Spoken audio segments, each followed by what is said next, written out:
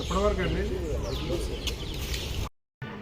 ఇవన్నీ ఏంటంటే ప్రభుత్వం ఏంటంటే హిందూ సంస్థ సంబంధించిన హిందూ గుళ్ళు సంబంధించిన హిందూ కార్యక్రమాన్ని అణచివేసే ప్రయత్నంలో భాగంగా నేను భావిస్తూ ఉన్నాను.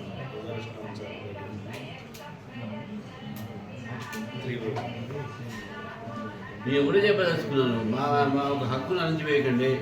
మా కార్యక్రమాలు ఈ హౌస్ అరెస్ట్ ఇవన్నీ కూడా అణచివేత కార్యక్రమాలే కాబట్టి ఇదంతా కూడా ప్రజాస్వామ్యంలో ఇది అణచివేత మంచిది అని చెప్పి నేను భావిస్తాను.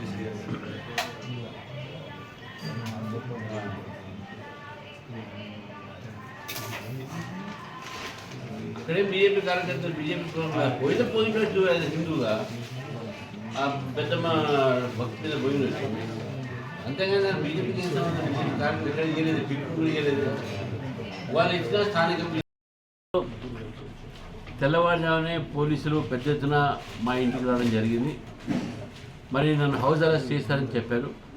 ఎందుకు హౌస్ అరెస్ట్ చేశారని చెప్పి అడిగితే పెద్దమ్మ టెంపుల్ బంజారాహిల్స్లో పెద్దమ్మ గుడి దగ్గర అక్కడ కట్టడాలు జరుగుతూ ఉన్నాయి. తర్వాత పూజలు అదే కుంకుమార్జన అది ఈరోజు ఉందని చెప్పారు. అక్కడ నేను ఒకటే మాట్లాడుతూ ఉన్నాను, అక్కడ ప్రజలు స్థానికంగా కుంకుమార్జన చేస్తే బీజేపీ రాష్ట్ర అధ్యక్షుని అరెస్ట్ చేయడం ఏంది? ఇది కాంగ్రెస్ పార్టీ కాంగ్రెస్ ప్రభుత్వం ఏదైతుందో హిందూ కార్యక్రమాలని హిందూ సంస్థలకు సంబంధించినటువంటి ఒక ఏదైనా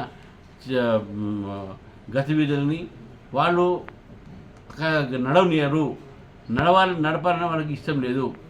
కాబట్టి ఈరోజు భారతీయ జనతా పార్టీ నాయకుల్ని కార్పొరేటర్స్ని అరెస్ట్ చేస్తూ ఉన్నారు.